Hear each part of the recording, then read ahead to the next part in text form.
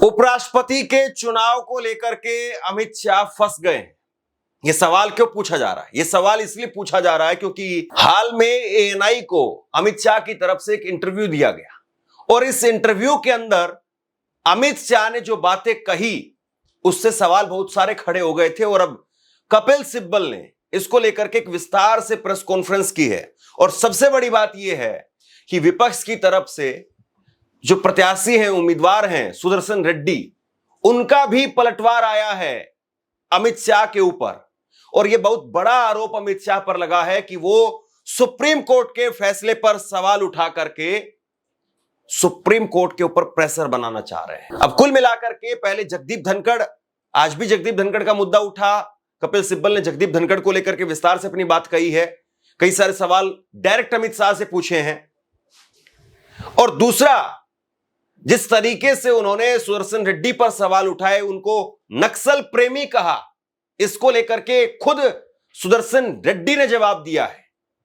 और अब कपिल सिब्बल ने तो यहां तक कह दिया कि अमित शाह को कुछ नहीं पता है, जिस केस का वो जिक्र कर रहे हैं उसमें क्या जजमेंट आया था यह तक नहीं पता होगा, लेकिन खाली राजनीति करने के लिए। पहले आप विपक्ष को मोहरा बनाते थे, विपक्ष को बुरा भला कहते थे, विपक्ष के बारे में उनकी देशभक्ति पर सवाल खड़े करते थे, और अब वही काम आप उपराष्ट्रपति के चुनाव के अंदर कर रहे हैं। देखिए, दरअसल दो बातें हैं यहां पर समझने वाली। एक तो जगदीप धनखड़ का मसला है कि जो उपराष्ट्रपति थे, ये चुनाव उन्हीं की वजह से हो रहे हैं, तो उनके मसले को आप हटा नहीं सकते हैं। अब उसको लेकर के कांग्रेस से भी आवाजें उठ रही हैं। अशोक गहलोत वो सामने आए, उन्होंने बहुत कुछ कहा है, वो भी मैं आपको बताऊंगा। और दूसरा मसला है, अभी विपक्ष ने जिनको उम्मीदवार बनाया है, अब कायदे से अमित शाह को इस चीज में नहीं पड़ना चाहिए था। बीजेपी के पास में नंबर है तो नंबर से जो है अपना लेकर के जाएं, लेकिन उन्होंने कह दिया कि ये नक्सल प्रेमी है। और इस पर खुद जो है वो सुदर्शन रेड्डी, उनका बयान सामने आया है। सुदर्शन रेड्डी ने क्या कहा है सुनिए जरा। सुदर्शन रेड्डी की तरफ से कहा गया है कि वो नक्सल समर्थक बिल्कुल नहीं है, भारत का संविधान ही उनकी विचारधारा है। रेड्डी ने कहा कि सलवा जुडुम का फैसला सुप्रीम कोर्ट का फैसला था और वह माओवादियों के पक्ष में नहीं था। अगर ऐसा होगा तो अब तक इसे चुनौती क्यों नहीं दी गई? उपराष्ट्रपति चुनाव में प्रधानमंत्री समेत सभी सांसद मंत्रियों को पत्र लिख करके अपने लिए समर्थन मांगूंगा। मैं आंध्र प्रदेश के सीएम एन चंद्रबाबू नायडू से भी संपर्क करूंगा। अगर मैं चुना जाता हूं तो मेरी सर्वोच्च प्राथमिकता संविधान की रक्षा करना होगा। अब उन्होंने तस्वीर पूरी तरह से साफ कर दी। वो कह रहे हैं कि मेरे जिस फैसले को लेकर के सवाल खड़े किए जा रहे हैं वो माओवादियों के पक्ष में नहीं था, पहली बात। दूसरी बात, अगर मेरा फैसला गलत था तो अब आपको 14 साल के बाद में उसकी याद क्यों आ रही है? आपने वकीलों की फौज है आपके पास में, बीजेपी के पास में एक से बढ़कर के एक वकील हैं। राहुल गांधी को आए दिन आप किसी न किसी मामले में अदालत में घसीटते हैं, तो आप इस मामले को, इस फैसले को चुनौती क्यों नहीं दे रहे थे? इसको चुनौती दी जा सकती थी, आपने चुनौती नहीं दी। यही बात कपिल सिब्बल कह रहे हैं कि आपको जजमेंट ही नहीं पता है, आप तो केवल और केवल राजनीति कर रहे हैं। और उन्होंने सीधे तौर पर यह भी कह दिया सुदर्शन रेड्डी ने कि मैं चंद्रबाबू नायडू से भी संपर्क करूंगा, उनसे भी समर्थन मांगूंगा, ये उन्होंने कहा। आप जिस इंटरव्यू की बात कर रहे थे, उस इंटरव्यू में गृह मंत्री ने एक और बात कही है। उन्होंने कहा कि जो राष्ट्रपति पद के उम्मीदवार हैं विपक्षी पार्टियों के, उनके कारण भारत में नक्सलवाद जो है वो 2 दशक तक कायम है। वो जवाब वाइस प्रेसिडेंट कैंडिडेट दे चुके हैं, क्योंकि इनको याद 14 साल के बाद याद आया है। ठीक है, इन्होंने ना तो जजमेंट पढ़ी है, ना उसको उनको ज्यादा जानकारी है, लेकिन फिर ये एक पॉलिटिकल नैरेटिव हर चीज पे, हर चीज में पॉलिटिक्स, मतलब कि देश का इनको कोई ध्यान नहीं है, केवल कि किस तरीके से मैं किसी अपने कैंडिडेट को जितवाऊं या अपनी इलेक्शन में जीतूं, कुछ भी षड्यंत्र मैं इस्तेमाल कर सकता हूं। दरअसल अमित शाह जी ने कहा था कि ये सीधे तौर पर नक्सल प्रेमी हैं और इस बात का जवाब राहुल गांधी को देना चाहिए कि उन्होंने ऐसे उम्मीदवार को क्यों अपने उम्मीदवार के तौर पर चुना। सबसे बड़ी बात यह है कि आप जगदीप धनखड़ पर जवाब नहीं दे पा रहे। जगदीप धनखड़ को लेकर के इंडियन एक्सप्रेस अखबार में भी छपा है कि जगदीप धनखड़ स्वस्थ है पूरी तरह से, उनकी कोई तस्वीर सामने नहीं आई है, लेकिन उन्होंने, इंडियन एक्सप्रेस ने बात की है और सूत्रों के हवाले से पूरी खबर लिखी है कि जगदीप धनखड़ वो पूरी तरह से स्वस्थ है, वो टेबल टेनिस वगैरह खेल रहे हैं, योग कर रहे हैं, पूरी तरह से स्वस्थ है। पहले भी स्वस्थ थे वो, लेकिन उन्होंने स्वास्थ्य कारणों से इस्तीफा दिया। और अब सबसे बड़ी बात यह है कि अमित शाह वो इस पर बात नहीं करना चाहते। अमित शाह ने कल कह दिया एएनआई को कि और भी देश में बहुत सारी पॉजिटिव स्टोरी है, आप उस पर बात कीजिए, आप इस पर बात क्यों कर रहे हैं। लेकिन कपिल सिब्बल ने वो इस मामले को लेकर के घेर लिया कि वो राजस्थान निकल गए हैं क्या। और आप सोचिए कि अगर वो सब जगह जा रहे हैं, आराम से हैं, मस्त हैं, योगा कर रहे हैं, स्वस्थ हैं, तो बयान देने से उनको कौन रोक रहा है, लोगों के सामने आने से उनको कौन रोक रहा है। और 1 महीने से ज्यादा हो गया है, तब भी उनको जो है वो सामने नहीं आने दिया है। जिस पे मैंने आज ट्वीट भी किया, लापता धनखड़ जी,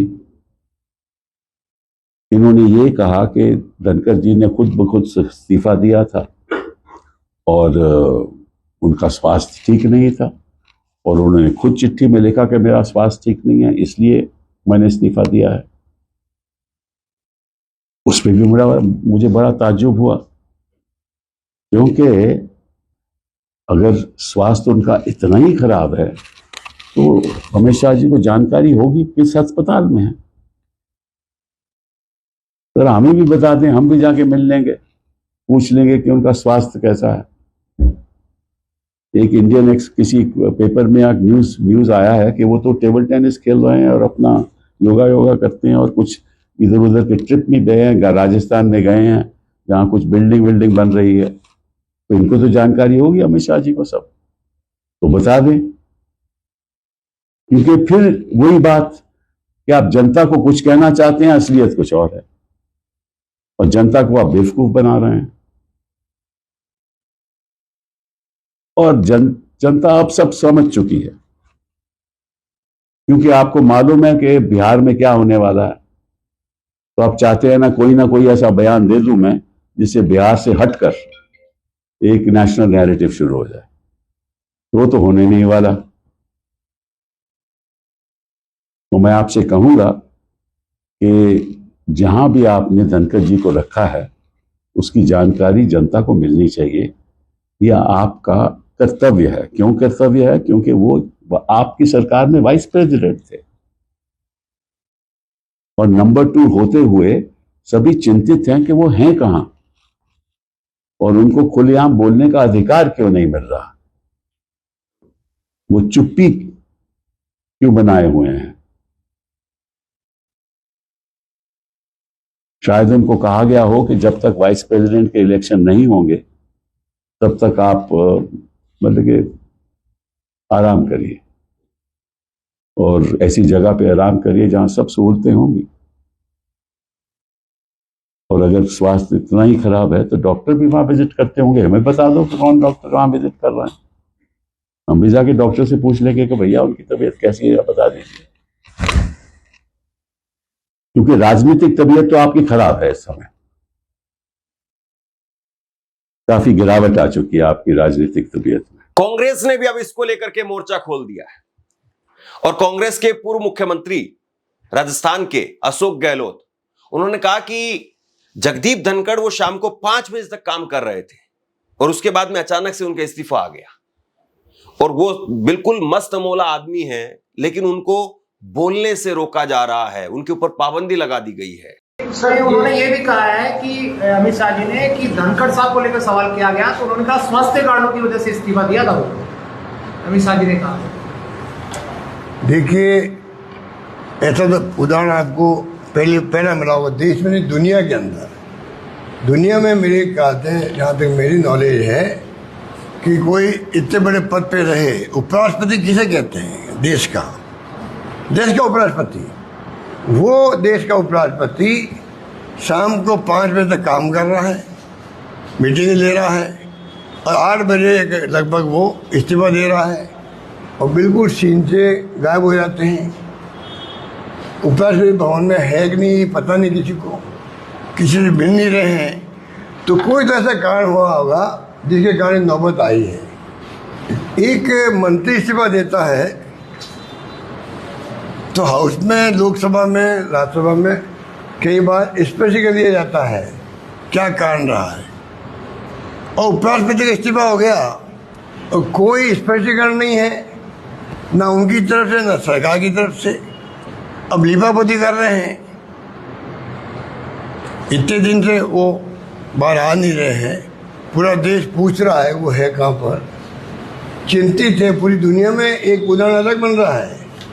तो उसकी बदनामी से बचने के लिए अमित शाह जी ने ये जो नया जुमला बोला है कि वो स्वास्थ्य कारणों से इस्तीफा दिया है, तो क्या तो आप गए कोई मिलने के लिए उनसे? कोई मंत्री को भेजा आपने? पीएम नहीं गए, गृह मंत्री नहीं गए, कोई तो जाता। उनका एक डिप्टी मिनिस्टर चला जाता, राज्य मंत्री चला जाता। कोई गया मिलने के लिए भी आपकी तबीयत कैसे है? पूछा किसी ने? जब पूछा ही नहीं किसी ने, तो ये आप इस प्रकार लोगों को भ्रमित कर रहे हो, देशवासियों को। लोग भ्रमित होने वाले नहीं है, पूरा देश पूछ रहा है हमारा उपराष्ट्रपति था, अचानक वो गायब कैसे हो गया? पूछ रहा पूरा मुल्क इनको। ये दबाव में है, इसलिए इन्होंने एक नया सगुबा छोड़ा है कि वो तो स्वास्थ्य ठीक नहीं थी, इस्तीफा दिया, इसलिए वो घर पे ही है। सबसे बड़ी बात यह है कि इस वक्त में 3 बड़े मुद्दे चल रहे हैं। अगर राष्ट्रीय स्तर पर आप देखेंगे, राहुल गांधी और वोट अधिकार यात्रा को अगर हम छोड़ दें, एक तो है जगदीप धनखड़ साहब की चुप्पी, वो कहां है, इस बारे में वो लापता है या नहीं है, एक मुद्दा तो ये है। दूसरा कि उपराष्ट्रपति पद का जो चुनाव होना है वो एक बड़ा मुद्दा है। और तीसरा, मोदी सरकार एक कानून लेकर के आ रही है कि 30 दिन अगर जेल में रहे तो सरकार चली जाएगी। यानी आपको सरकार आप नहीं चला सकते हैं, आप मंत्री हैं या फिर आप मुख्यमंत्री हैं या प्रधानमंत्री, तो आपको इस्तीफा देना पड़ेगा। लेकिन सवाल बार बार यही उठ रहा है कि जेल में तो सारे विपक्ष के नेता हैं और आप विपक्ष के नेताओं को, उनकी सरकारों को गिराने के लिए ये कानून लेकर के आ रहे हैं। और इस पर आज कपिल सिब्बल, चूंकि वो सुप्रीम कोर्ट में वकील भी हैं, कई सारे मामलों में उन्होंने खुद लड़ाई लड़ी है, आज उन्होंने एक एक करके आंकड़ों के साथ में सरकार की पोल खोल करके रख दी। मुझे बड़ा ताज्जुब हुआ, क्योंकि नैतिकता के आधार पे थे उन्होंने कई सरकारें गिराई हैं। नैतिकता के आधार पे कई मंत्री जो पहले जिनके खिलाफ ये आरोप लगाते थे कि करोड़ों रुपए का उन्होंने धांधलेबाजी की है, वो अभी तो मंत्री हैं। नैतिकता के आधार पे जो कांग्रेस में थे, जिनके ऊपर आरोप थे, वो आज यहां बैठे हुए हैं। एनसीपी के लोगों के जिनके आरोप थे, वो यहां बैठे हुए हैं। तो मुझे तो बड़ा आश्चर्य होता है जब गृह मंत्री जी नैतिकता की बात करते हैं। चलिए जी, छोड़िए, तो अलग बात है। उन्होंने एक और बात कही कि अगर आपके खिलाफ कोई एविडेंस नहीं है तो निश्चित रूप से आपको तुरंत, जब आप जाओगे कोर्ट में, तो तुरंत 30 दिन के अंदर वो आपको रिहा कर देगी, बेल दे देगी। तो उसमें दिक्कत क्या है? अब मैंने पिछले कई मंत्रियों के, जिनको हिरासत में लिया गया, अरेस्ट किया गया, मैं आपको कुछ आंकड़े देना चाहता हूं। मैं 2014 की बात कर रहा हूं, और ये अमित शाह जी को मालूम होगा जरूर, क्योंकि उनको सब जानकारी रहती है, कौन कहां जाने वाला है, कौन कहां जा रहा है, कौन जहां जाने वाला होगा, ये सब उनको जानकारी रहती है। तो आप देखिए, ये देखिए आप, जितेंद्र तोमर, ये एक जेल रहे 1 साल 5 महीना 2015 में, हाँ 2015 में, और आज हो गया 2025, 10 साल हो गए, अभी अंडर ट्रायल है। ये ट्रायल अभी खत्म नहीं हुआ, तो पता नहीं कितने और साल लगेंगे। फिर आइए मदन मित्रा टीएमसी,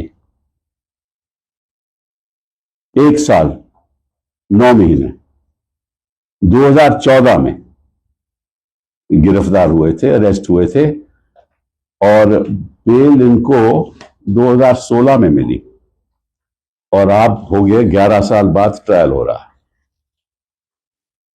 फिर आइए आप नवाब मलिक, एनसीपी, 18 महीने, ये हुआ, इनका अरेस्ट हुआ फरवरी 2022 को, जुलाई 2023 में बेल मिली, अंडर ट्रायल हैं। फिर आइए आप सत्येंद्र जैन, ये रहे 18 महीने अंदर, अरेस्ट हुए 2022 में, बेल मिली 2024 और अभी क्लोजर रिपोर्ट फाइल हुआ है। सीबीआई ने क्लोजर रिपोर्ट फाइल किया है कि कोई केस नहीं है इनके खिलाफ। तो ये बेचारे 18 महीने जेल में रहे, कोई केस इनके खिलाफ नहीं है और अंडर ट्रायल कहते हैं, पीएमएलए में अंडर ट्रायल रहे हैं। सत्येंद्र जैन, वो मैंने बात कर दी। अब पार्था चैटर्जी टीएमसी 3 साल जेल में रहे। 2022 में अरेस्ट हुए, अगस्त 2025 में बेल मिली और अंडर ट्रायल। फिर आइए मनीष सिसोदिया साहब, डिप्टी चीफ मिनिस्टर, 17 महीने जेल में रहे पीएमएलए के अंदर, फरवरी 2023 में, अभी अंडर ट्रायल। फिर आइए आप सेंथिल बालाजी, 15 महीने वो भी जेल में रहे, जून 2023 में, 15 महीने के बाद बेल मिली, अंडर ट्रायल। देन ज्योति प्रिया मलिक 14 महीने, अक्टूबर 2023 में अरेस्ट हुए और बेल मिली 2025, ये भी अंडर ट्रायल। हेमंत सोरेन 5 महीने जेल में रहे, केजरीवाल 6 महीने जेल में रहे, अलमगिरी आलम कांग्रेस 15 महीने जेल में रहे, अनिल देशमुख 14 महीने जेल में रहे, फरहाद हकीम 11 दिन रहे। ये तो ताज्जुब की बात है। फिर बाकी लोग, मैं उनकी भी आपको उनका ब्यौरा देना चाहता हूं। ये चिदम्बरम साहब 106 दिन जेल में रहे और ये बात है 2016 की। अब क्या हो गया, 9 साल हो गए, कुछ कार्रवाई हुई? कोई कार्रवाई नहीं हुई। फिर शिव कुमार, डीके शिव कुमार 50 दिन जेल में, पीएमएलए क्वॉश हो गया। संजय राउत 100 दिन जेल में।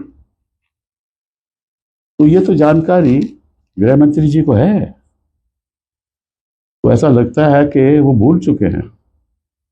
जेल जाना उनको याद रहता है, जब बाहर आ जाते हैं तो भूल जाते हैं कि कितने दिन रहे थे। कहते हैं कि 30 दिन में बेल मिल जाएगी आपको। अब देखना यह है जिस तरीके से अमित शाह पर विपक्ष का करारा पलटवार हुआ है, इसके बाद में अमित शाह क्या जवाब देते हैं, बीजेपी किस तरीके से अपना बचाव करती है। आप क्या सोचते हैं नीचे कमेंट बॉक्स में लिख करके जरूर बताइए। इस खबर को शेयर कीजिए। धन्यवाद।